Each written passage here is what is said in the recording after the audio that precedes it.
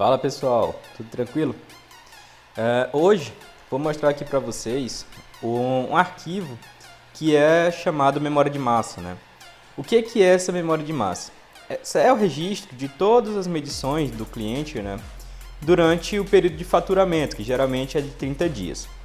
Então, olhando aqui esse arquivo, o que dá para nós percebermos aqui? Nós temos a data, né, o dia da medição, a hora. Se vocês observarem, ela é medida aqui, os intervalos são medidos entre 15 em 15 minutos. Nós temos a potência ativa, aqui nós temos um outro dado que é o valor impulsos, tá?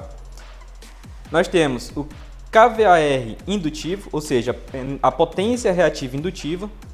Aqui a mesma coisa, é o pulso relacionado a ele. Nós temos a potência reativa capacitiva, né? No caso, se o seu cliente tiver capacitores, o que vai acontecer? Vai aparecer esse valor aqui se o capacitor estiver injetando potência. E aqui também são os pulsos relacionados a ele. Esse SH é o posto tarifário, onde nós podemos ter ponta, fora ponta e reservado. Esse SR é o tipo de energia reativa que está sendo cobrado, né? Está sendo multado. Por exemplo, nós temos aqui o L é de indutivo e o C é de capacitivo. Olhando aqui pela essa memória de massa, dá para ver que no período da madrugada, a energia reativa capacitiva ela é faturada, né? Ela é cobrada. E no horário do dia, no restante do dia, é cobrada a energia reativa indutiva. Aqui nós temos o fator de potência e o tipo de fator de potência. Se eu tenho mais capacitivo do que indutivo, eu vou ter fator de potência capacitivo. Se eu tiver maior indutivo, eu vou ter fator de potência indutivo. Aqui é a demanda reativa excedente, tá? E aqui é a energia reativa excedente. Isso aqui é o que gera multa em muitas unidades consumidoras e o cliente não sabe, né? Muitos engenheiros também não sabem como resolver esse problema. Então, fazendo uma análise rápida dessa memória de massa aqui, o que dá para perceber? Vamos olhar aqui, olha. Nesse horário aqui, ele é cobrada a energia reativa capacitiva, né? Ou seja, se tiver mais capacitor do que é necessário para esse cliente, ele vai ser multado. Se vocês observarem aqui o fator de potência, detalhe, esse fator de potência ele deve ficar acima de 92%, né? Ou de 0,92 ou de 92. Então o que acontece? Nesse caso aqui, ele está 24, 32, né? Capacitivo. E olha qual tipo de energia que está sendo multada nesse horário. Energia reativa capacitiva, ou seja, eu tenho mais energia reativa capacitiva do que energia reativa indutiva. Então, nesse período aqui, dá para perceber claramente que esse cliente está sendo multado. E quanto menor o fator de potência, maior vai ser essa multa. Lógico que isso também vai depender da potência ativa aqui. Existe um cálculo, todo um cálculo lá na resolução 1000 da ANEEL, que ele mostra qual vai ser essa cobrança de multa aqui. Então, o que eu faço quando eu recebo uma memória de massa dessa? Eu calculo qual é o valor dessa energia reativa que está sendo cobrado. Então, se vocês observarem aqui, deixa eu afastar aqui um pouco.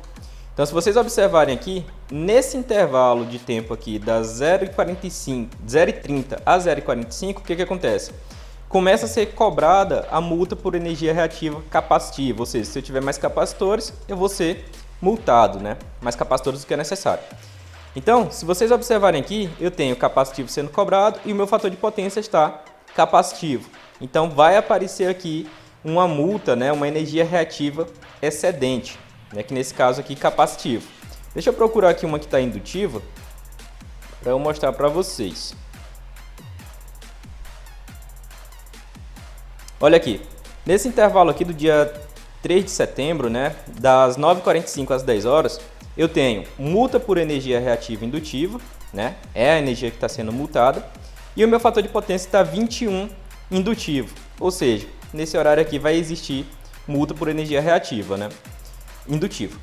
Então, aqui ela está sendo multada, né? Se vocês observarem, em todo esse trecho aqui, das 9h45 até as 11h15, ela está sendo multada por energia reativa indutiva. O fator de potência está bem baixo, né? Se vocês observarem aqui, o fator de potência está 21, 19, 20 e está sendo cobrada aqui uma energia reativa indutiva.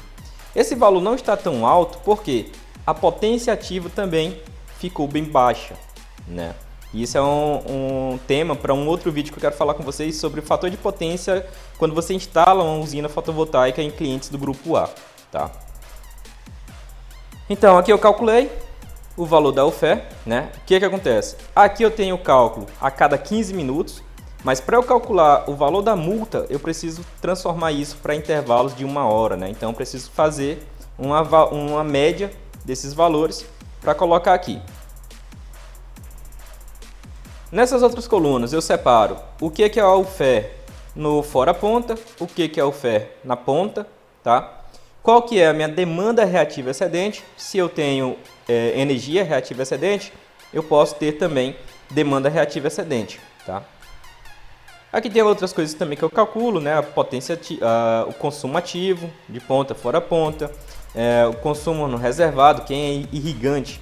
Tem um período aí durante a madrugada que existe uma tarifação muito mais baixa, antigamente era 90%, agora parece que baixou para 75%, né, menos 75% do valor da tarifa. Então é uma tarifa bem mais baixa. Então, baseado nesses dados, eu fiz uma planilha aqui para calcular a potência do banco de capacitores necessário para corrigir esse fator de potência. Então, por exemplo, eu peguei aqueles dados lá, né, eu coloco aqui uma célula com uma simulação dos bancos de capacitores que eu posso instalar lá, tá? Aqui ele calcula para mim qual é o banco de capacitores máximo, a potência máxima de banco de capacitores a ser instalado para corrigir esse fator de potência, né? E aqui eu decido qual vai ser o fator de potência que eu quero que a instalação do meu cliente fique. Então, se eu colocar aqui 92, o banco de capacitores ele vai reduzir. Se eu colocar aqui 50, né, o fator de potência 50, o meu banco de capacitores reduz ainda mais. Mas o que a ANEEL fala? Que o fator de potência ele deve ficar acima de 0,92, né? Então, eu coloco aqui 95, para ter até uma sobra ali para o cliente. Então, o que acontece? Para esse caso aqui, para esse cliente, ele precisaria de 28 kVAr de banco de capacitores, beleza? Aqui ele me calcula qual seria a oferta total, tá? Tanto ponta como fora ponta, como o valor é igual, eu acabo não separando aqui, mas dá para fazer isso.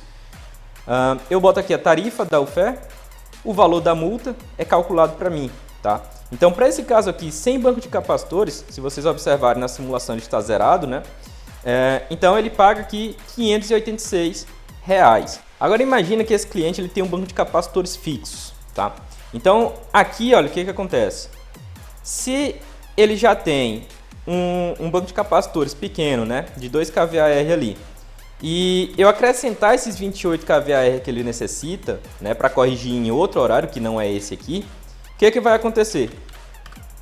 Se vocês observarem que antes era 24 capacitivo já, ele acabou indo para 3, né?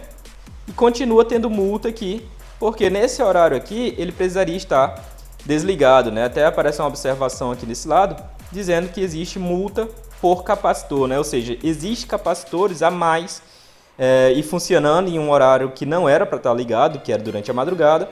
Então, nesse horário aqui, ele está sendo multado, tá? Então, vou zerar aqui, resolvido. Mas o que eu fiz aqui também? Nessa planilha, eu já coloquei aqui uma opção para você desligar o banco de capacitores durante a madrugada. Se vocês observarem, o período que existe multa por energia reativa capacitiva é exatamente das 12h30, tá, da madrugada, das 0h30 até às 6h30. Nesse horário aqui existe multa por energia reativa capacitiva, se tiver mais capacitor do que é necessário, tá?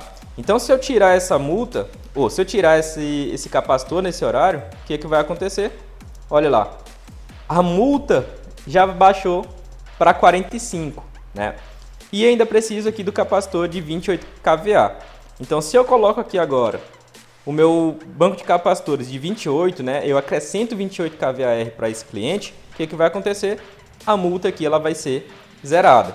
Lembrando que o capacitor ele precisa desligar durante a madrugada. Não adianta você dimensionar o banco de capacitores e deixar ele fixo, tá? Porque o que acontece? Durante a madrugada ele vai acabar sendo multado, né? Então, aquilo que era um problema pequeno, entre aspas, né, de R$600 aí, Se você acrescenta os 28 kVAR, o que vai acontecer? O seu cliente vai passar a pagar R$ 1.600 praticamente ali de multa. Tá? Então, para esses casos que existe essa necessidade de banco de capacitores, o mais aconselhado é o quê? Que seja instalado um banco de capacitor automático ou semi-automático, né? Qual que é a diferença? O automático ele vai ajustar ali a quantidade de capacitores sendo utilizado em cada intervalo de tempo daqui. Já o semi-automático não, ele vai ser fixo, entre aspas, porque ele não vai ficar mudando ali a quantidade de capacitores sendo utilizados, mas durante a madrugada ele vai ligar e desligar, tá? Ele desliga durante a madrugada e durante o dia ele vai ficar ligado. Beleza, pessoal? Qualquer dúvida vocês podem mandar aí para mim que eu tô respondendo. Valeu, tchau, tchau!